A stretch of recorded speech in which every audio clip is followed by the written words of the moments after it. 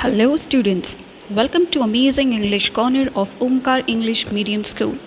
In today's session, we are going to learn the elements of short story, which will help you to learn how to write a good story. For that, let us read a short story of the ugly duckling. It was a warm summer day. A mother duck had her nest hidden in the long grass, safe from bees and the fox. She sat on her eggs, waiting for the eggs to hatch. Finally, the eggs hatched. With a pop and peep peep, a bunch of golden ducklings appeared. The mother duck was so happy to see her ducklings, but the large egg in the nest was still there. The mother duck didn't remember laying such a huge egg. Suddenly, the large egg cracked open. The bird was big, grey, and ugly. He had huge feet and a broad beak and didn't look like a duckling. Other ducklings don't like him as he was ugly. A few days later, the mother duck took her ducklings for a swim. The big grey duckling also joined other ducklings. After a great swim, the duck family waddled, that means walk with a slow steps, on there into the yard. As the grey duckling entered the yard, all the birds started talking about him. Every day he was pecked and pushed by the ducks and even by the chickens. On day the poor ugly duckling could take it any more. So he ran far away from his home. At last he ended up in a swamp where only wild ducks lived. The wild ducks told him, "You are an ugly fellow. You cannot stay here. Go away." The duckling moved away from those ducks. The poor duckling felt very lonely. He didn't even move from that place. As it was winter, the water was so cold, and he got stuck in swamp as it froze. In the morning, a farmer who came that way rescued the duckling and took him to his house. But the duckling was terrified. He fluttered into the milk vessel and splashed it all over the room. The farmer's wife got furious and chased him out into cold. The duckling went back to swamp. He spent a long and lonely winter struggling to survive. At last, the snow melted away. It was spring, and the duckling was big and stronger than before. He flew high in the air and he landed by a lonely lake surrounded by magnificent white and graceful swans. The ugly duckling thought that if the swans see him, they will also make fun of his appearance. He was ashamed of himself and bowed his head low. When he bent his head, he saw his reflection in water and was astonished. His ugly feathers were now snowy white. His neck was curved and slender. He had grown into a swan. The other swans came towards him and stroked him with their beaks. Nearby children shouted with joy at the sight of him and threw him some breadcrumbs. He felt very happy to be with his friends. Here we end with our story. A great story have exciting twist, relatable characters, vivid descriptions and lasting effects. But behind your favorite story is a strong structure made up of the essential elements of storytelling. That is plot, character, setting, point of view, conflict, climax and resolution. With these basic building blocks and some wonderful writing, any story can be the next best seller. For this, we have to learn all elements in detail. So let us begin with one by one. Point of view refers to who is telling or narrating a story. A story can be told from the first person, second person, or third person point of view. Writers use point of view to express the personal emotions of either themselves or their characters. The point of view of a story is how the writer wants to convey the experience to the readers. Reviewing point of view example for each type is a great way to understand the different approaches. The Ugly Duckling story is written in third person, since the characters are mentioned as he and they. The next element is character. The character are the individuals that the story is about. The author should introduce the characters in the story with enough information that the reader can visualize each person. This is achieved by providing detailed descriptions of a character's physical attributes and personality traits. Every story should have a main character.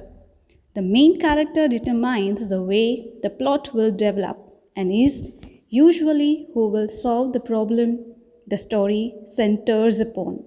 However, the other characters are also very important because they supply additional details, explanation, or action. All characters should stay true to the author's descriptions throughout the story so that the reader can understand and believe the action that is taken place. And perhaps even predict which characters may do what next. The characters in our story. Protagonist, the leading character or one of the major character in the story.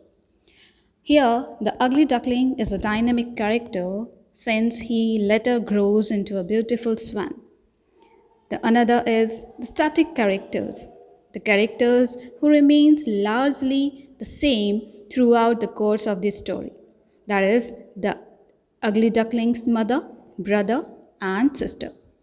Since they don't change in the story. The next is the farmer. Even he is a static character.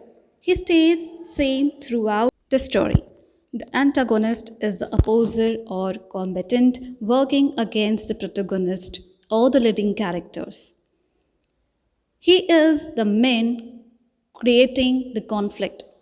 The antagonist can be one character or a group of characters. The next element is setting. The setting is the location of the action. An author should describe the environment or surroundings of the story in such detail that the reader feels that he or she can picture the scene.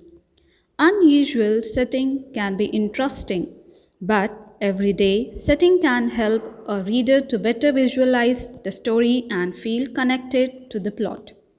In our story, the story takes place near the farmer's house, in a lake, and in the barnyard near farm. The next is plot.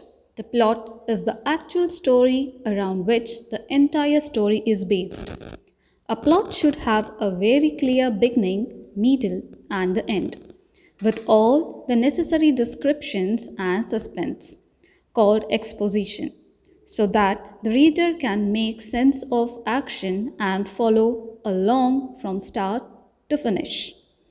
In our story, a duckling that doesn't fit in his bone with a group of ducks. Then everyone treats him badly, so he runs off where someone takes him in for the winter but sets him free when it is spring. He then starts turning into a swan, and a group of swans adopt him. The next element is conflict. Every story has a conflict to solve. In literature, a conflict is a literary device characterized by a struggle between two opposing forces. Conflict provides crucial tension in any story and is used to drive the narrative forward. It is often used to reveal a deeper meaning in the narrative while highlighting characters, motivations, values, and weaknesses. In our story, the conflict was that the duckling was ugly and nobody would accept him. Conflicts are of two types, internal conflict and external conflict. The internal conflict is when a character struggles with their own opposing desires or beliefs. It happens within them and it drives their development as a character. The internal conflict sets a character against something or someone beyond their control. External forces stand in the way of the character's motivation and create tension as the character tries to reach their goals. Including both internal and external conflicts is crucial for a good story. because life always includes both. There are six types of conflicts. The first is character versus self. This is an internal conflict, meaning that the opposition the character faces is coming from within. This may entail a struggle to discern what the moral or right choice is, or it may also encompass mental health struggles.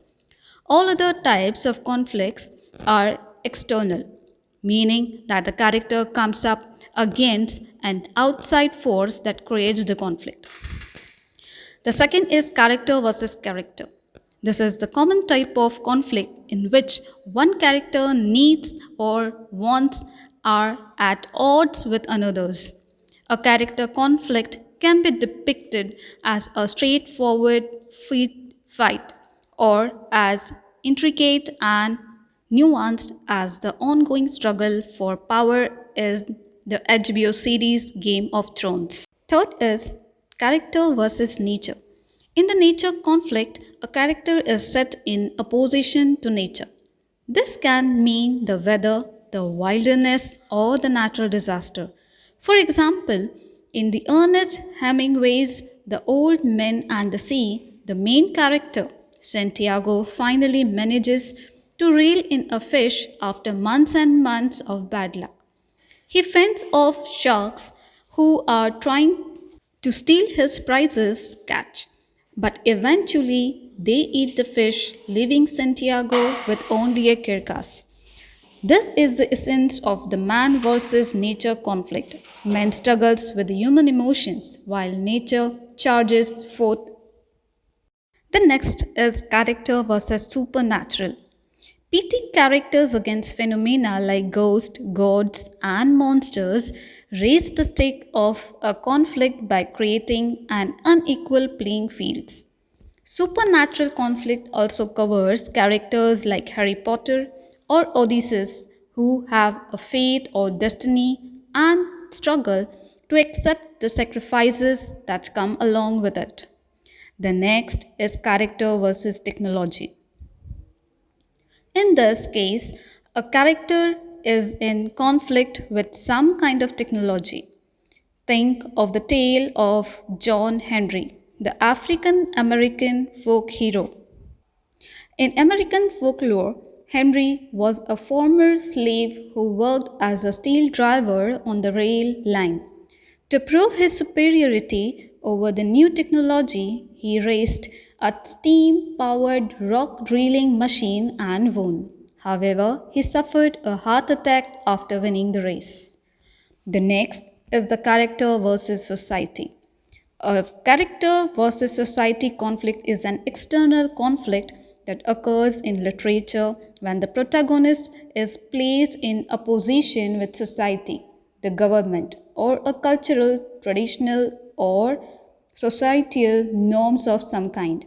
Characters may be motivated to take action against their society by a need to survive, a moral sense of right or wrong, or a desire for happiness, freedom, justice, or love.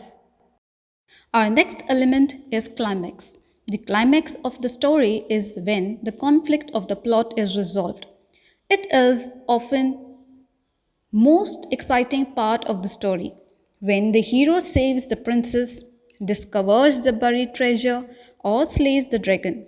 Imagine when you read a story that you are climbing up a mountainside. The climax is the mountain peak. In our story, the duckling, when he spends a miserable winter alone in the outdoor, mostly hiding in a cave on the lake that partly freezes over. Our next element is resolution. The resolution in the story is the end of the story. It occurs after the climax. It is when you learn what happens to the character after the conflict is resolved. In our story, when the duckling is shocked when the swamp welcomes him and accepts him, only to realize by looking at his reflection in the water that he is one of them. Here we come to an end of the elements of the story. Remember one thing when you learn how to write a good story is a lifelong pursuit.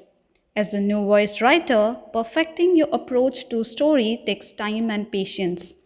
Taking time to understand the elements of the story and how they work together is an invaluable step in taking your writing to the next level. Thank you.